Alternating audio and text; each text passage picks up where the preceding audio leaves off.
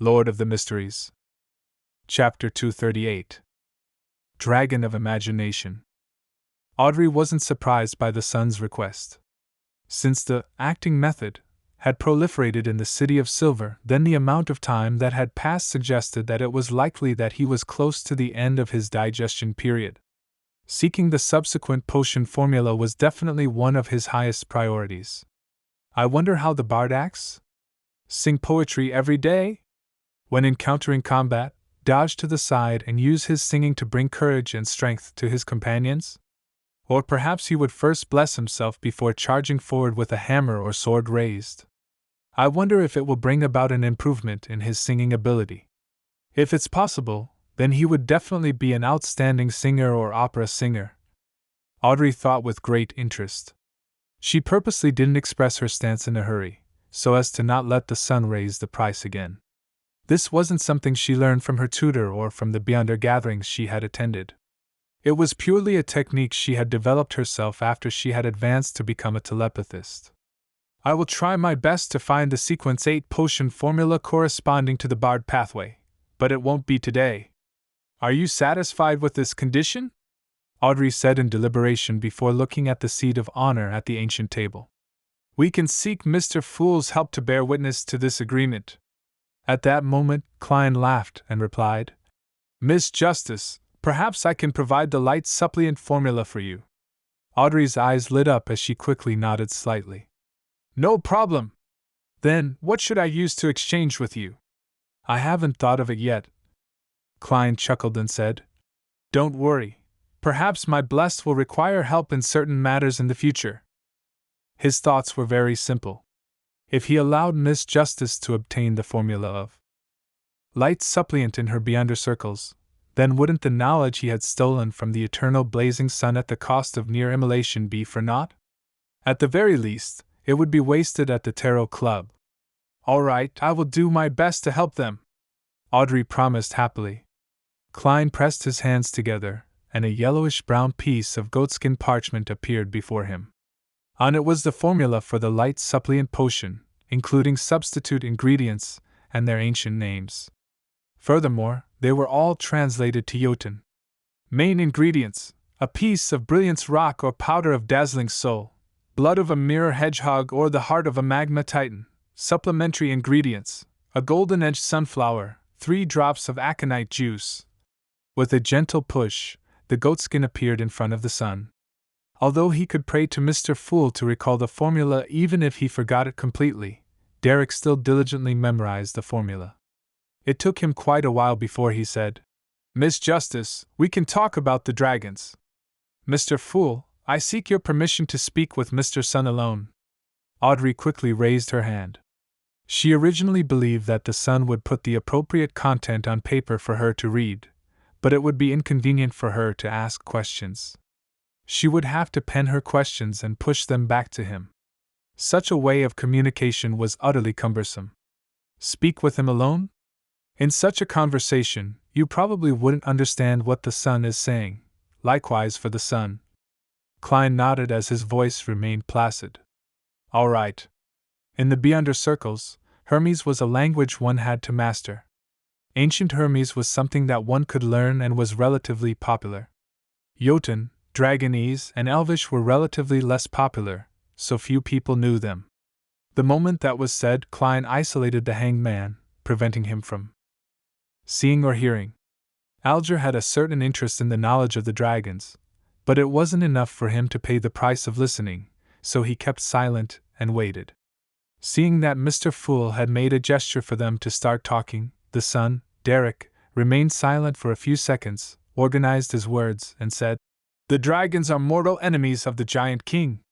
They all look like magnified lizards, and their entire bodies are covered in scales of different colors.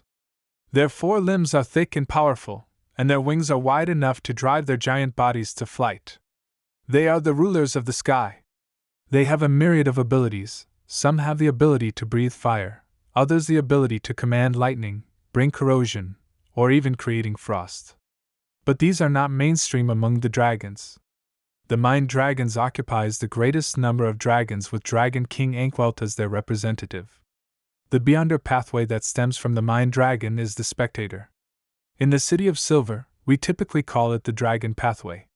With regards to similar trades, Derek had initially prepared to regurgitate the historical texts, but upon discovering that Miss Justice and Mr. Hangman didn't seem to share the same world, he gradually realized the value of the widely known history of the City of Silver. Thus, he only talked about dragons this time and spoke nothing of giants, elves, mutants, phoenixes, vampires, etc. The King of Dragons Ankwelt. This aligns with the records of the church. Audrey nodded slightly, politely refraining from interrupting the son's narration.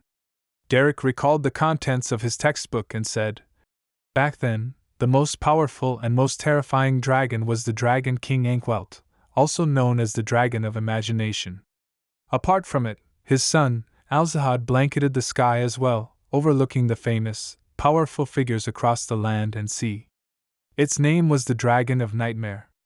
Regarding the Dragon of Imagination Ankwelt, there was a legend that whatever he imagined would manifest. The kingdom he imagined would definitely descend upon the material world. The future, it declares, would definitely play out and become reality." This? Klein suddenly frowned. If it wasn't for the fact that Justice Audrey was focused on listening to the son, she definitely would have noticed his abnormality, even if he was covered by the thick gray fog. The description made him think of sealed artifact 0-08. A declared future would definitely play out. They share similar characteristics. Klein leaned back in his chair. He looked relaxed, but in fact, he was even more focused. Dragon of Imagination, how cool. That's the mark of a deity. Audrey's eyes lit up when she heard him, filled with excitement and anticipation. Derek paused for a few seconds before continuing. Its son, Dragon of Nightmare, Alzahad, is similarly terrifying. It can control the hearts of every living creature and make them act according to his will. And these living creatures will find it hard to sense it, believing that their actions were of their own will. It will also fabricate real nightmares into reality, causing many living creatures to unknowingly participate in them. It would then give them the cruelest and shocking ends. Legend has it that it especially loves mischief, that it will let a prince kiss a princess to wake her up, but the princess has already mostly rotten away. It will make ordinary girls wear dancing shoes and dance in front of the prince, but find themselves unable to stop dancing until their deaths. It will create all kinds of coincidences and push the fates of many living creatures towards tragedy. All kinds of coincidences. This sounds even more like a 0-08. Of course, I don't know much about the sealed artifact. Klein resisted the urge to stroke his chin as he made himself look like an immutable ancient well. What a vile dragon. However, its abilities are very interesting, Audrey said, half sighing, half excited. Is this the future of the spectator pathway? No, I have to call it the dragon pathway. I don't want to switch to another sequence.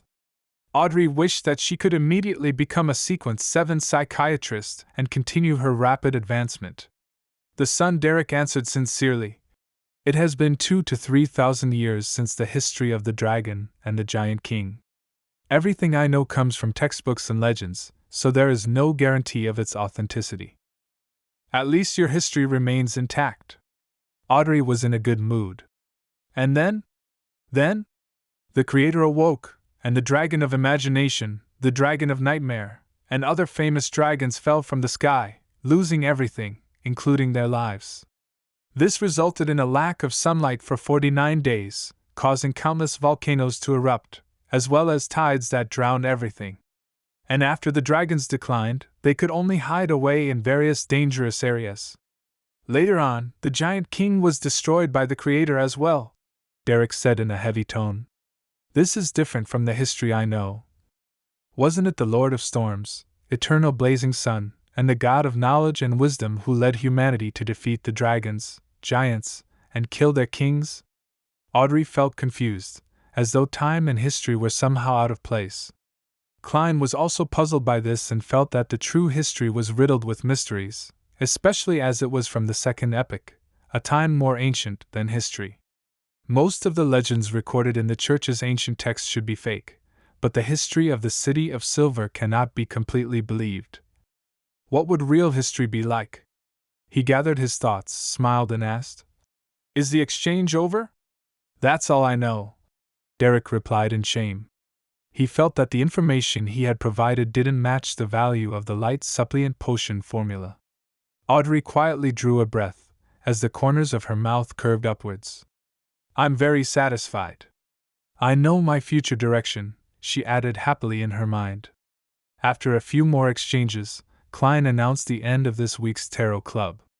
After sending off Miss Justice and the others, he didn't linger any longer, and quickly returned to his bedroom to reduce the risk of being discovered by others. In Empress Borough, the opulent villa of Earl Hall, Audrey happily paced back and forth, planning to reward Susie with a few dog treats. Just then, she heard a knock at the door. From the sound of her footsteps and the gate, she could tell that it was her personal maid, Annie. "Come in." Audrey looked at the mirror, smoothed her hair, and straightened her back. Annie came in with a piece of paper and smiled. "Miss, a telegram for you came from the southern continent." "Southern continent? Alfred?" Audrey suddenly thought of her elder brother, took the paper in delight, and examined it closely. It was indeed from her second elder brother, Alfred Hall. He had sent a telegram from the east coast of the Balam Empire, and it read, "I've found the rainbow salamander you wanted. 2 in total. Please await its delivery." "But I don't need it anymore." Audrey froze, blinked, and turned her head sharply to Susie. The large golden retriever wagged her tail with a stupefied expression.